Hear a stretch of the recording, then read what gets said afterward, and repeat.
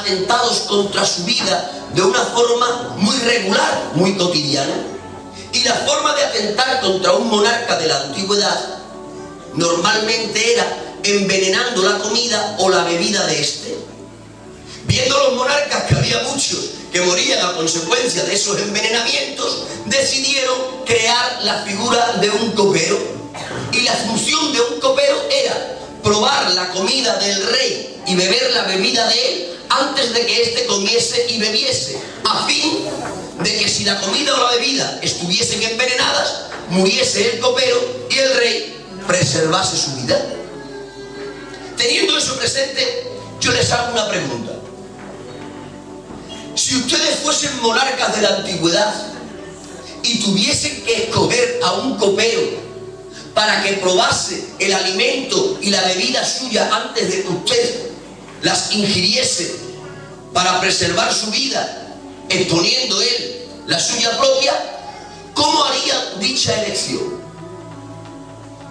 ¿Elegirían ustedes a dicho copero a dedo?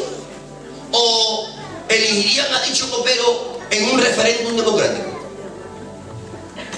Yo les garantizo que si yo fuese el monarca de la antigüedad y tuviese que escoger a un copero en el que depositar en confianza mi vida, garantizo que dicha elección yo no la haría en un referéndum democrático. Yo dicha elección la haría soberanamente, a dedo. Es decir, si yo soy un monarca de la antigüedad y tengo que escoger a un hombre que tiene que probar mi comida y mi bebida para que si acaso estuviesen envenenadas, él muriese con tal de que yo siguiese viviendo, indudablemente a ese lo escojo yo, sin contar con nadie, y le escojo a dedo. ¿Y a quién creen que yo escogería? Escogería a mi amigo más íntimo.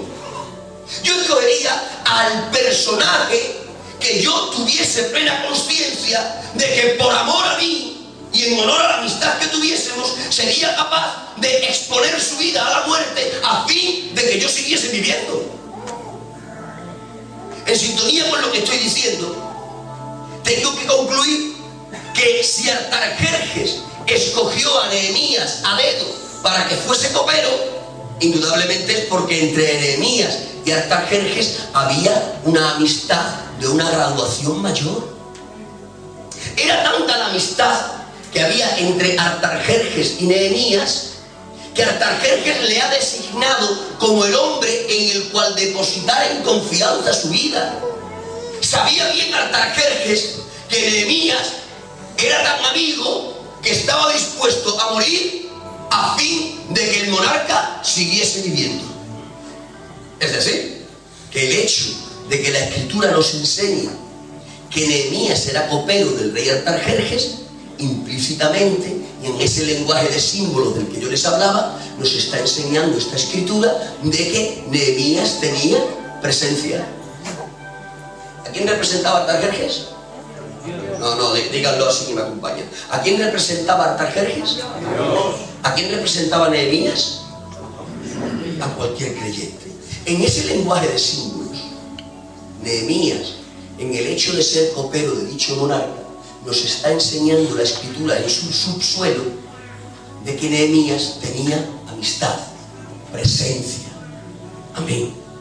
Fíjense si tenían amistad el Artajerjes Dios con el Nehemías creyente. Fíjense si tenían amistad, que dice la Escritura que Artajerjes era capaz de leer el corazón de Nehemías con tan solo verle el rostro.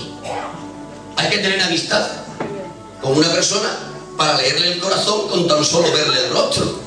Y en cierta ocasión Nehemías, después lo narraremos, Artajerjes le dijo a Nehemías: sé que algo funciona mal en tu corazón porque lo puedo leer en el decaimiento de tu semblante. Hay feeling entre ellos. Nehemías, el creyente, tiene presencia, amistad, compañerismo con Artajerjes Dios. Amén. Pero no solo necesitaba tener presencia para culminar su vida con éxito, a la presencia le tenía que sumar propósito. Y si la presencia nos la muestra en el verso 11 del capítulo 1, el propósito nos lo muestra en el verso 3 y 4 del mismo capítulo. Dice en dicho verso 3 y 4 del capítulo 1: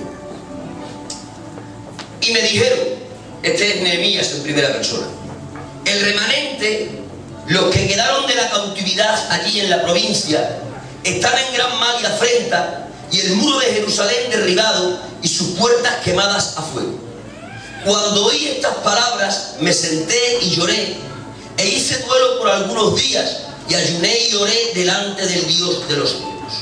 Déjenme explicarles lo que aquí ocurrió. Nehemías estaba como de costumbre en la presencia de Artajerjes.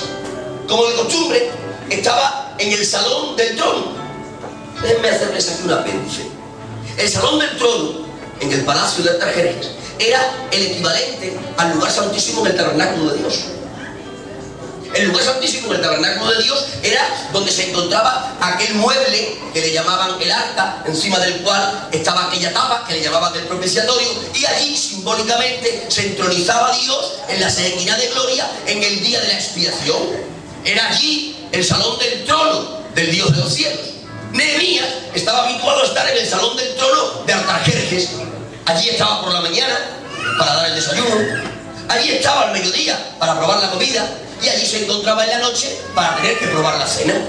Y estando en la presencia, de forma tan habitual, estando en la presencia, quédense con este detalle, después les servirá para entender lo que les voy a predicar, estando habituado a la presencia, estando allí, llegó una comitiva de la lejana Judá, que venía a traer información al rey Artajerjes. Y aquella comitiva le trajo al rey Artajerjes una información que dejaba en mal lugar a Jerusalén e Israel. En aquella información, aquella comitiva le decía a Artajerjes: Jerusalén está en gran mal y afrenta, el muro está caído y las puertas consumidas por el fuego.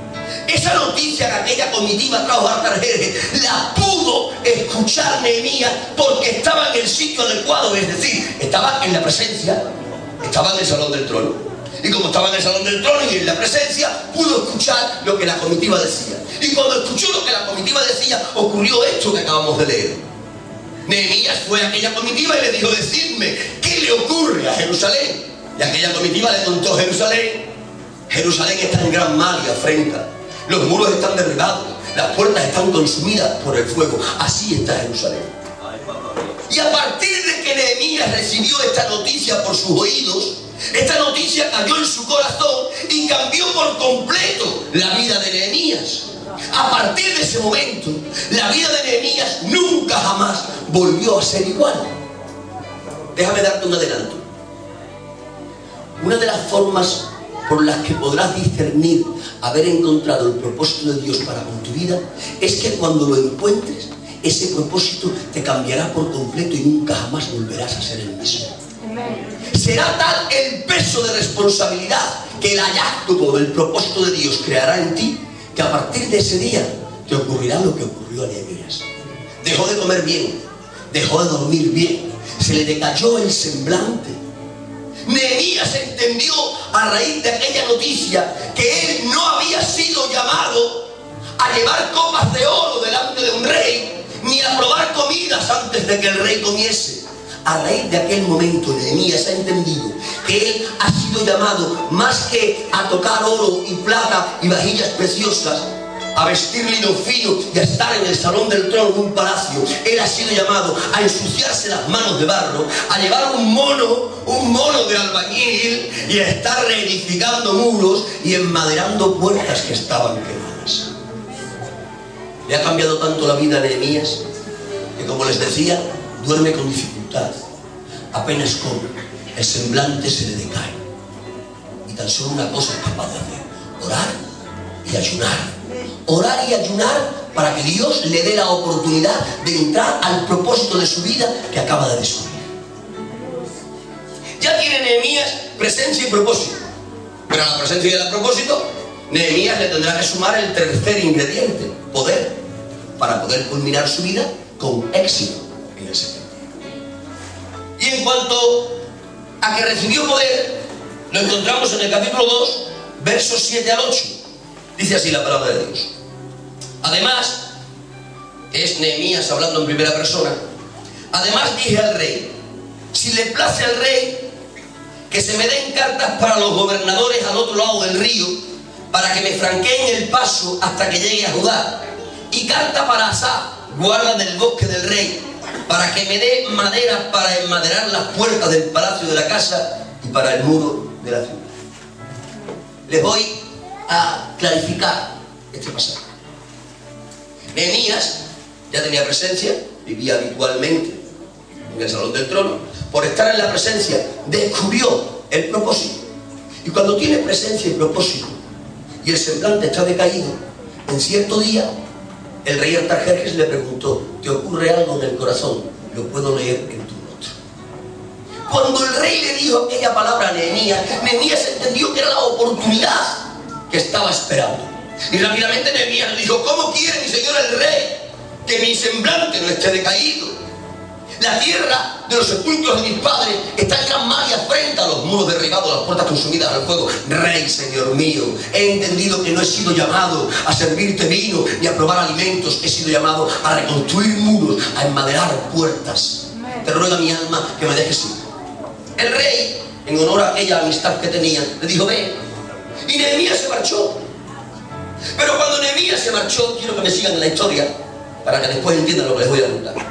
Cuando Nehemías se marchó con el beneplácito del rey, tenía presencia, tenía propósito y el beneplácito del rey, pero le faltaba poder. Se marchó a realizar la tarea. Y cuando Nehemías está a mitad de camino entre los medopersas y Jerusalén, cuando está a mitad de camino, Nehemías cae en la cuenta de que el propósito es demasiado grande y él es demasiado pequeño. Son muchas las murallas que hay que levantar, son muchas las puertas que hay que enmaderar. Y al fin y al cabo, ¿quién soy yo? Soy Nehemías, un siervo, un hombre nacido en cautividad. Seguramente si en el desierto me aparece una guardia real, me impedirán el paso y me preguntarán: ¿dónde vas? A Jerusalén, a reedificar muros, a enmaderar puertas. ¿Y quién eres? Nehemías, el siervo, el esclavo. Nosotros no dejamos pasar a siervos y esclavos. Date media vuelta, vuelve donde has venido. Y me impedirán el paso. Si lograse llegar a Jerusalén y llegase al bosque, me encontraré con Asaf, el siervo del rey. Asaf es muy celoso de la madera de aquel bosque. Seguramente si le digo a Asaf: Asaf, dame madera para enmaderar las puertas que están quemadas de Jerusalén, Asaf me dirá: ¿quién eres tú? ¿Eres Nehemías, el esclavo, el siervo? Yo no corto madera para esclavos, yo corto madera para reyes. Y me negará la provisión de madera que necesitaré para enmaderar las puertas quemadas. Todas estas conclusiones las hace Nehemías a mitad de camino. Tiene la presencia, tiene el propósito, el beneplácito del rey, pero le falta el poder. Y se ha dado cuenta que sin ese poder cualquiera le puede impedir el paso, que sin ese poder no conseguirá la provisión de madera. Y reconociendo la grandeza del propósito y la pequeñez personal de él, entonces, reconociendo su pequeñez, en esa humildad de incapacidad de conseguir el propósito, Nehemías se da media vuelta, vuelve al palacio real y ocurre esto último que hemos leído. Volviendo al palacio real, Artajerjes se debió de asombrar. Ya viniste de vuelta, no me dijiste que te marchabas a levantar muros, a enmaderar puertas. Y Nehemías humildemente le dijo: rey, señor mío, Artajerjes, a mitad de camino he caído en la cuenta de que aunque tengo tu beneplácito, no tengo el poder para conseguir alcanzar a realizar el propósito que en tu presencia he descubierto. He caído en la cuenta de que cualquier guardia real me podrá impedir el paso. He caído en la cuenta de que Asaf, tu guarda, el del bosque, no me dará provisión de madera para enmaderar las puertas. Es por eso que te ruego, rey, señor mío, que me des cartas firmadas y selladas por ti. Que esas cartas firmadas y selladas por ti sean el poder real que me permitan franquearme el paso que me impidan y que me provea de madera para enmaderar. Aquel rey, en honor a la amistad, le firmó y le selló las cartas. Nehemías las tomó, las guardó en su pecho. Y aquellas cartas representaban el poder que le iba a facilitar la consecución del propósito de levantar muros y enmaderar puertas. Ahora Nehemías tiene presencia, propósito y poder. Y teniendo presencia, propósito y poder, se cumple el capítulo 6, verso 15. Fue terminado pues el muro el 25 del mes de Elul, en 52 días. ¿Por qué concluyó Nehemías su jornada con éxito? Porque acumuló en su persona presencia